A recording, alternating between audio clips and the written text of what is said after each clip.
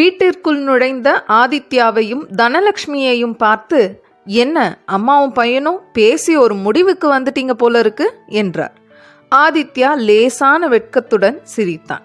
அப்பொழுது தனலட்சுமி மகேஷை பார்த்து, ரொம்ப நல்லா பிளான் பண்றீங்கடா, நீ இவரை கன்வின்ஸ் பண்ணிட்டு இருக்கிற, அங்க இவன் என்ன கன்வின்ஸ் பண்ணிட்டு இருக்கான், கடைசியில வீரமணாலன் சார் சொல்லிதான் என் மனசு கொஞ்சம் சமாதானமாச்சு என்றார். வீரமணாலன் பேரை கேட்டவுடன் பெருமாள் முகம் லேசாக இருண்டு விட்டது. எதுக்கு அவர்கிட்ட எல்லாம் ஒப்பீனியன் கேட்குறீங்க, அவர் சொல்றதெல்லாம் கணக்குல எடுத்துக்காதீங்க என்றார். பெருமாள் யதார்த்தமாக கூறியதை கேட்டு அவர் தன் காதலுக்கு சம்மதம் தெரிவிக்க மாட்டார் என்று நினைத்த ஆதித்யா, அப்பா அந்த வீரமணாலன் சார் சொல்றதுல உண்மை இருக்கும்பா, இல்லனா அவ்வளவு தைரியமா தன் மனைவிய பக்கத்துல வச்சுக்கிட்டே இப்படி பட்பட்டுன்னு பேசுவாரா என்றான். ஆதித்யாவின் செயலில் ஃபரிதாவை பெருமாள் வேண்டாம் என்று சொல்லிவிடுவாரோ என்ற பதட்டம் தெரிந்தது. இங்க பாரு ஆதி, நீ எந்த கழுதைய வேணாலும் கட்டிக்கோ, ஆனா தேவையில்லாம வார்த்தைகளை விடாத. ஆமா, உங்க அப்பா சும்மா சொல்லுவாருடா, அந்த பிரியா அவளோட தங்க பத்தஞ்சலி இன்ஜினியரிங் படிக்கிறதுக்கு எவன்கிட்டயோ கடன் வாங்கி கொடுத்துருக்கா. பெத்த அப்பன் உயிரோட இருக்கிறப்ப பொண்ணு கடன் கேட்டு அடுத்தவன் வீட்டு வாசலுக்கு போறதெல்லாம் ஒரு நல்ல குடும்பத்து பொம்பளைங்க செய்யறதா? அது அவ்வளோ அழகா? நீயே சொல்லு. பெருமாளுக்கு கோபம் தலைக்கேற தொடங்கியது. இங்க பாருங்க, உங்க இஷ்டத்துக்கு என்ன வேணாலும் பண்ணிக்கோங்க, இதுக்கு மேல இந்த விஷயத்தை பத்தி பேச வேண்டாம். ஆம்பளை புள்ள பெத்தவையெல்லாம் தானும் ஒரு பொண்ணுங்கிறத மறந்துட்டாளுங்க என்றார். தனலட்சுமிக்கும் கோபம் தலைக்கேற தொடங்கியது. இப்ப நான் என்ன அப்படி தப்பா சொல்லிட்டேன்? ஊருக்குள்ள பேசுறத தானே நானும் பேசுறேன் என்றார். இப்ப ஊருக்குள்ள உன்னை பத்தி தப்பா சொல்றாங்கன்னு நான் அதை நம்பி உன்கிட்ட அப்படி பேசினா உன் மனசு என்ன பாடுபடும்? பெருமாள் நடராஜனின் குடும்பத்துக்கு ஆதரவாக வரிந்து கட்டி கொண்டு பேசுவது தனலட்சுமிக்கு கடும் கோபத்தை வரவழைத்தது. இந்த வீரமணாலன் சொல்ற மாதிரி அக்காவை அடமான வச்சு படிச்ச பொண்ணு தானே அவ, பொம்பளை புள்ள காசை வாங்கி செலவு பண்ணிட்டு திரியிற ஆளு தானே அந்த ஆளு. ஆதித்யாவுக்கு இது தேவையற்ற விவாதமாக தோன்றியது. அதே நேரம் பெருமாள் பொண்டாட்டி காசுல நெஞ்சு வரைக்கும் சாப்பிட்டுக்கிட்டு அவளோட சம்பாத்தியத்துல வாங்கின கார்ல ஊர் மேயற அவன் சொல்றத நீ நம்புற? போடி பைத்தியக்காரி என்றார்.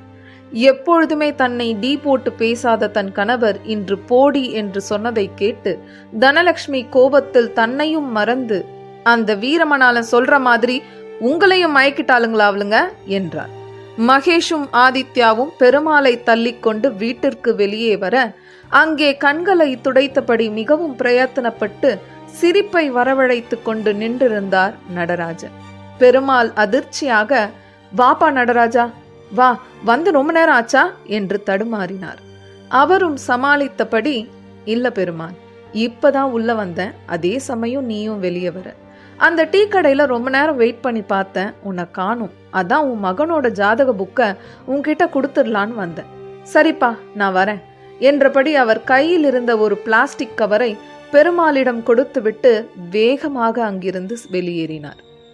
யாருப்பா அவரு, ஆளே ரொம்ப டல்லா இருக்காரே என்றான் ஆதித்யா.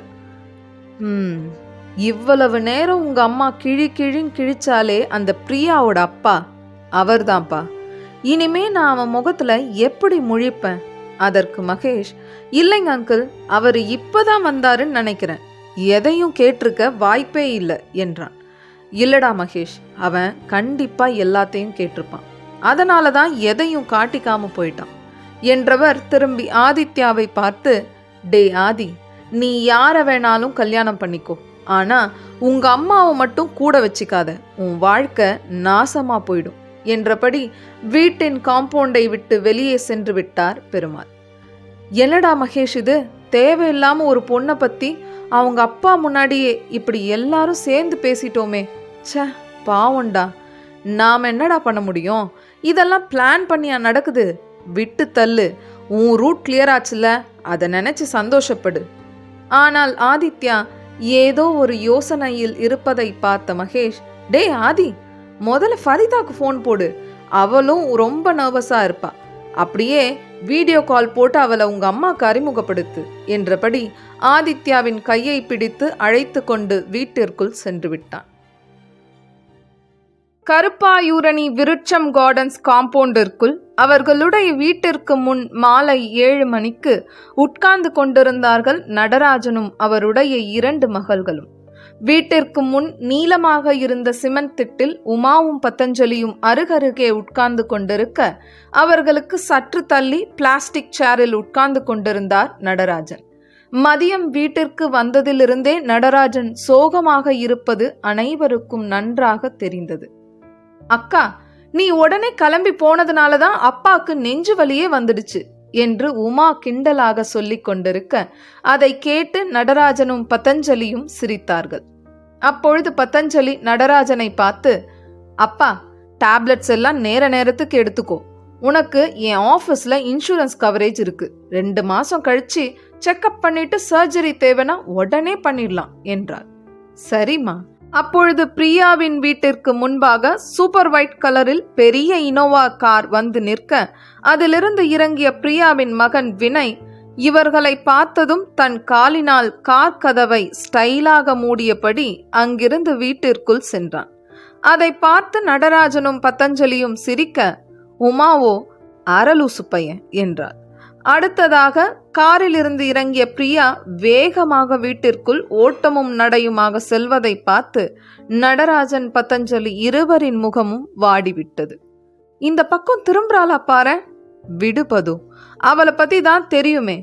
லேசா திரும்பி பார்த்து சிரிச்சிட்டானா அவ்வளோதான். இன்னைக்கு விடிய விடிய அவங்க வீட்டுல எல்லாருக்கும் சிவராத்திரி தான். புதுசா கார் வாங்கியிருக்காங்களா? ஆமா பது, 3 நாள் தான் ஆகுது. நம்ம அக்கா புருஷன் செம்ம அலப்பறை பண்ணாரு போ. இந்த காம்பவுண்ட்ல இருக்கிற எல்லா தாய் குலங்களையும் அந்த கார்ல கோவிலுக்கு ஒரு ட்ரிப் கூட்டிட்டு போனாரு, நம்ம அம்மாவை தவிர. அதை கேட்டு பதஞ்சலி விரக்தியாக சிரித்தார். அப்பொழுது நடராஜன், உமா குட்டி, நீயும் வாயை வச்சுக்கிட்டு சும்மாவே இருக்க மாட்ட.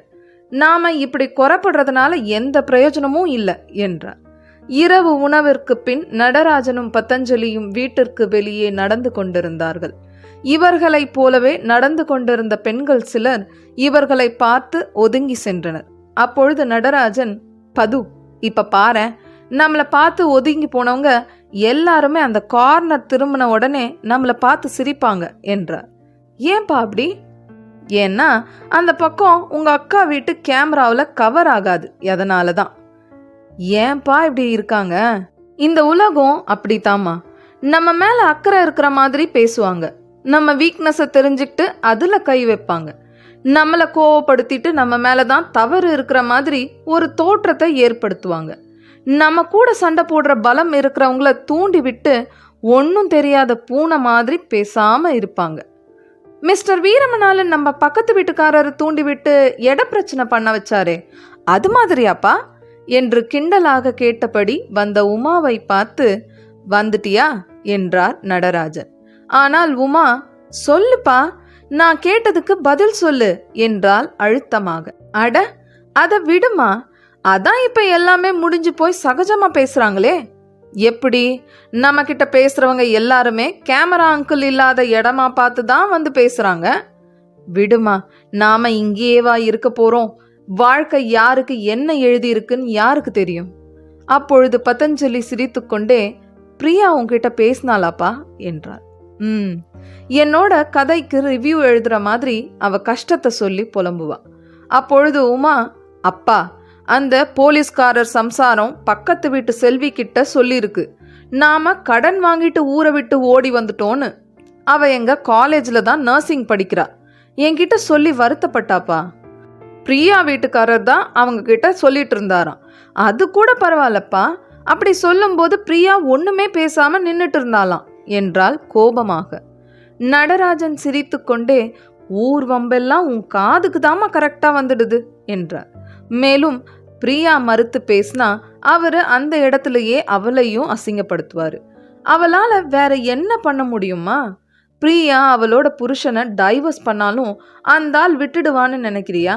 தனக்கு 2 கண் போனாலும் எதிராளிக்கு 1 கண்ணாவது போகணும்னு நினைக்கிற கேரக்டர் அவரு. அவ வேலை செய்யற கோர்ட்லயே அவளை பத்தி தப்பா பேசுற அந்த மனுஷன் கிட்டெல்லாம் நியாய தர்மம் எதிர்பார்க்க முடியாதுமா என்றார். உன்னோட பொண்ணை ரொம்ப தூக்கி வச்சு பேசாதப்பா. புடவை எடுக்கும் போதோ இல்லை ஒன்றா ஊர் சுற்றும் போதோ புருஷன் கூட இழிச்சுக்கிட்டே தானே சுத்துறா. அதாம்மா பொம்பளைங்க குணம். வாழ்க்கையோட கடைசி நொடி வரைக்கும் தன் புருஷன் மாறிட மாட்டானா, நம்மளை புரிஞ்சிக்க மாட்டானான்னு ஏக்கத்தோட அவ இழுத்த இழுப்புக்கெல்லாம் போவாங்க. எவ்வளவு சண்டை போட்டாலும் அவன் முகத்தை தேடுவாங்க.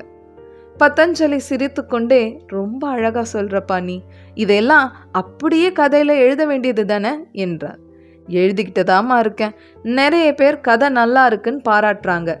ஏதோ உங்க அக்காவும் ஒரு சில சகோதர சகோதரிகளும் பாவம் பார்த்து சப்ஸ்கிரிப்ஷன் பண்றாங்க.